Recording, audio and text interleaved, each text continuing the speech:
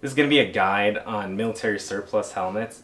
The eras that these helmets range from are from Vietnam era kind of to 2010 sort of Operation Iraqi Freedom, global war on terror.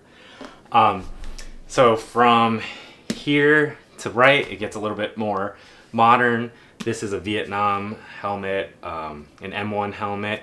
These two are PASGT helmets. The one on the top right, that's a lightweight helmet from the Marines. And then here we got a ACH helmet, or an advanced combat helmet. So just starting from the Vietnam style helmets, this is an M1 helmet, so it's World War II technology. The M1 helmet was used in World War II. This helmet, the only difference really between it and the World War II counterpart is that it's got this ERDL camouflage shroud. On the inside, there's this composite material. It's a liner, and then on the outside, it's a steel pot. This has this sort of bungee or like kind of suspension system that's made out of this webbing, and then there's this leather band around it. These are, they're kind of heavy. Are they comfortable? Like, they're okay. It's not the greatest. Like, you put the helmet on, it kind of just sits on your head, but over long periods of time, it starts to get a little bit uncomfortable. But anyway, just for collecting, I mean, it looks fucking cool. Yeah, that's what you can go for. I bought this for $100 maybe 5 years ago. It's probably a little bit more now, maybe like $150. And to find one with a ERDL camouflage helmet cover, like that's in decent condition, is probably gonna get harder over time. Okay, so here on the right is this is a PASGT helmet, or a PASGT helmet. This is America's first Kevlar helmet that was designed in '83. And on the inside, you'll see that there's basically the same sort of style suspension system. It's okay. It's just there's way better suspension systems. And this is in a medium, and I got this. This one has the chocolate chip camouflage, and this is from like a Desert Storm era. Here's another PASGT helmet. This one is in large. I realized that my fucking head is kind of big, so I had to get a large style helmet, or a large version.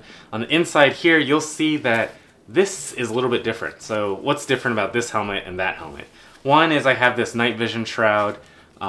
This is an older style one that's kind of tensioned onto the helmet. I got the newer three color pattern desert camo. And on the inside, I've upgraded this. So this came with the suspension system, but I paid I think like $60 or $70 for this Team Wendy upgrade system.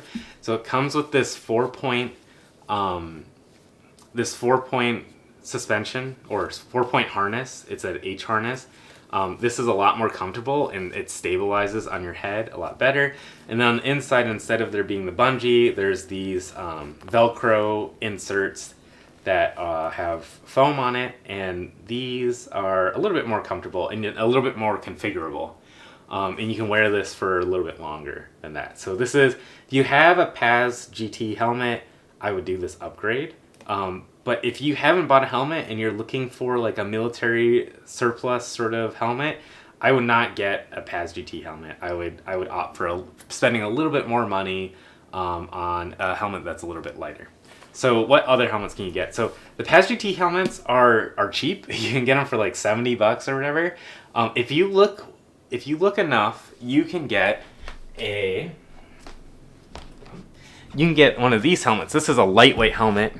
This is basically has the same profile as a PASGT, but as its name denotes, it's a little bit lighter. So this one, instead of having this harness system, I just I screwed it in, so it's a little bit lower profile. This helmet, with the shell itself, I think weighs about I want to say it's a little under 3 pounds, like 2 pounds 11 ounces. But the PASGT, without anything on it, the shell weighs about 3 pounds, like 3 ounces or something like that. So it's like about 7 ounces, or like it's like almost, I don't think it's exactly a half pound, but like I can't remember, it's like 6 or 7 ounces lighter. And you can definitely feel that. This one is also the U.S. Marine Corps. So the U.S. Marine Corps lightweight helmet has a different sort of suspension system, but they can also be upgraded to have this pad and H-harness system. So on the later generation helmets, they have this upgrade, and I would say that this is a lot more, a lot more comfortable than the other suspension system. So if you want the helmet with this style, this like German profile, with the brim, go for a lightweight helmet. Don't get the PASGT, and spend a little extra money, and sometimes it's not even that much more money, and get this helmet. Okay. Now, so none of these things are exactly practical. I didn't get them to be practical. I do have a PVS 14, so I did want something to wear the PVS 14 and also have that like cool factor of it being military surplus. If you have a PVS 14 and you just want to mount it for the cheapest and most comfortable way, I would say get yourself a bump helmet. But I like to have, just have like this part is just let me take a step back. This is collectible for me, and that's what makes me happy. There's no practical reason to have any of this stuff. If you need a ballistic helmet, I mean, something's wrong with the world that you're living in, all right? There's more things to worry about than having a ballistic helmet, right?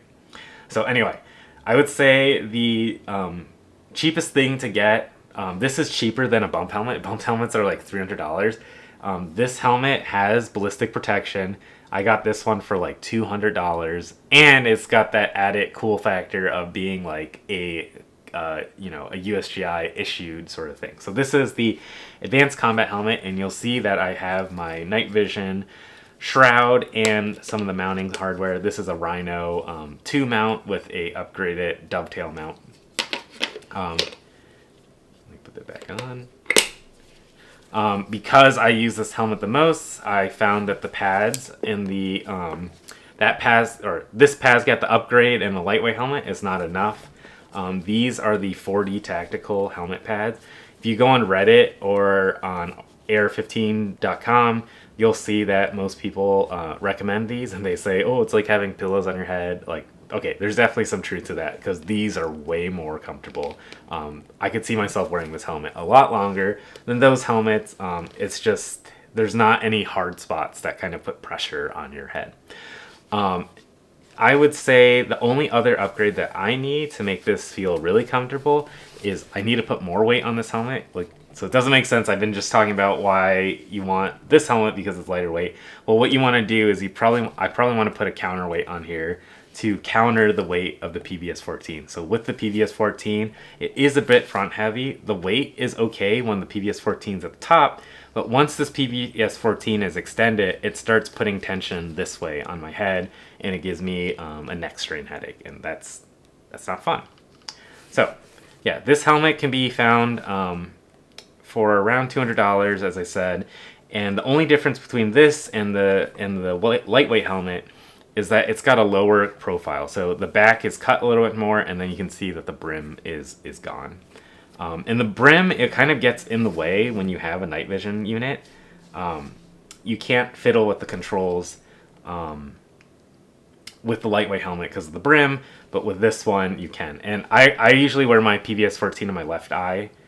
Even though I'm right-handed, I am left eye dominant, so I usually wear it on the left eye, and the control is like right here to turn it on and off. And on the PASGT or the lightweight helmet, it kind of gets in the way, and it's a little bit harder to turn on. So yeah, this is probably, if you spend like $100 more, you can get yourself an Advanced Combat Helmet.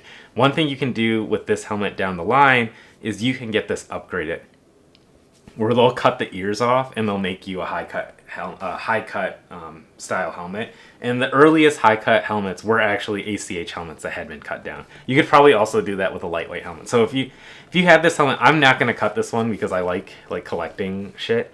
But if I were to find another lightweight helmet, I found this one for $70 just a shell. If I were to find another one, I might spring for spending like $100 or $200 on cutting it. Anyway, so yeah, that's these helmets. Hope that's helpful in you finding helmets to collect or finding helmets that you can use for night vision.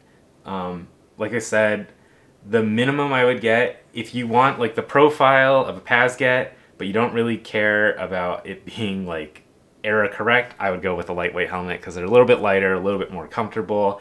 And if you want something to mount night vision to, I would go for either the lightweight helmet or the advanced combat helmet. So yeah, if you have any questions about how much these things should cost, where to get some of the hardware for it, what hardware you need, how to upgrade some of the helmets, please let me know in the comments. A lot of these helmets I've upgraded and changed things out and found the different camo patterns and things like that. So thanks for watching, and I hope you found this helpful.